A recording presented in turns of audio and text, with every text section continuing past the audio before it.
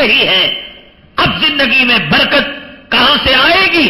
نماز کو چھوڑنے کی نحوست، فجر کو چھوڑنے کی نحوست، داڑھی منڈانے کی نحوست، بے پردگی کی نحوست، گناہ کرنے کی نحوست. بچ نہیں سکتا، بچ نہیں سکتا.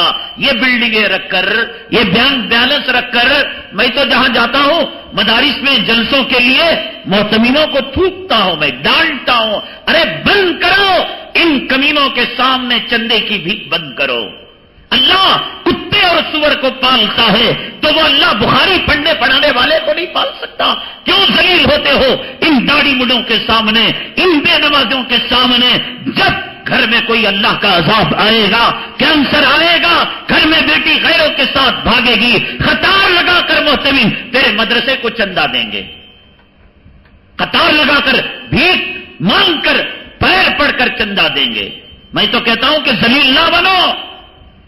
یہ تم کسی اور کو دھوکہ دے سکتے ہو، بینز کار رکھ کر، امپورٹڈ کار رکھ کر اور سوٹ پہن کر، لیکن مجھے معلوم ہے کہ میرے آقا نے فرمایا کہ جس نے گناہ کیا، گناہ کا عذاب اور گناہ کی نحوست کے اندر ہے، بیماری کے اندر ہے.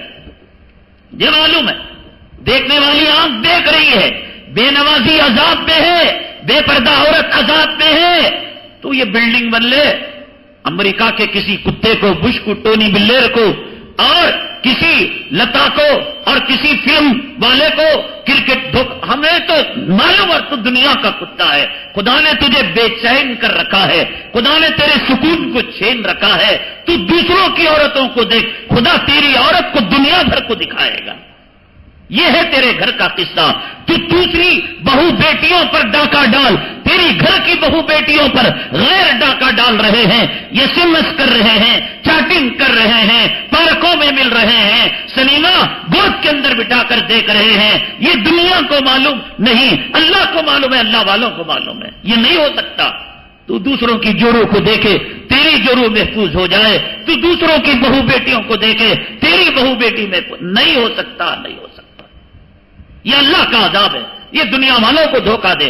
میری جوڑو فلم میں کام کرنے والے ہیروئن کے جیسا، لیکن تیری جوڑو کے جسم پر کتنے حرامزادوں کے، بھیڑوں کے، چماروں کے زنا کے تیر آ کر چپتے ہیں، وہ بتانے والا بتا سکتا ہے.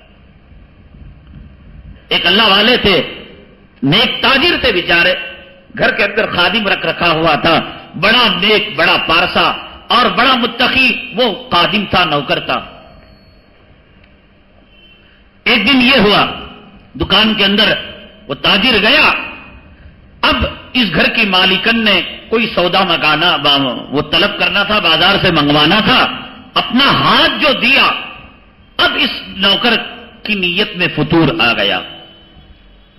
پیسہ لینے کے ساتھ اس کے ململی خوبصورت رنگین سفید ہاتھ کو دیکھ کر نیت بگڑ گئی اور ہاتھ کو پکڑ لیا.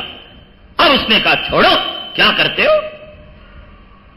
بس یہ بات آئی اور چلی گئی. اور خامن آئے، رو رہی تھی، کہہ رہی تھی اعتماد تو بیچارے اس نوکر پر تھا، غلام پر تھا، آج نے اس اعتماد کا اس نے قتل عام کر دیا، خون کر دیا. کہا کیا ہوا؟ فرمانے لگی اس طریقے سے میں نے روپیہ دینا چاہا سودا منگانے کے لیے، بازار سے کوئی چیز لانے کے لیے، میرے ہاتھ کو شہوت کے ساتھ بری نیت سے پکڑ لیا.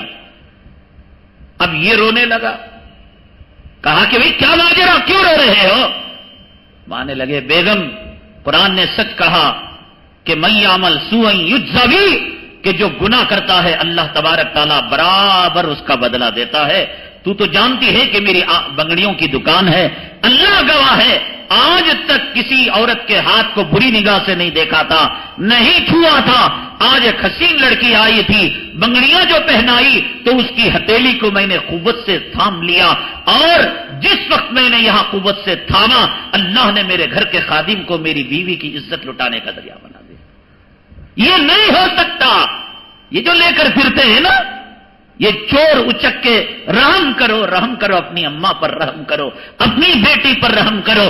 دوسری بہو بیٹیوں پر ڈاکہ ڈالو گے، تمہاری ماں اور تمہاری بیٹیاں اور تمہاری بہو بچ جائے. یہ خدا کے دستور کے خلاف ہے اور خدا کے اصول کے خلاف ہے. کسی کی عزت اور آبرو سے کھیلو اور اللہ تمہیں عزت کے ساتھ رکھے، یہ خدا کے دستور کے خلاف ہے. کسی کا جیب کاٹو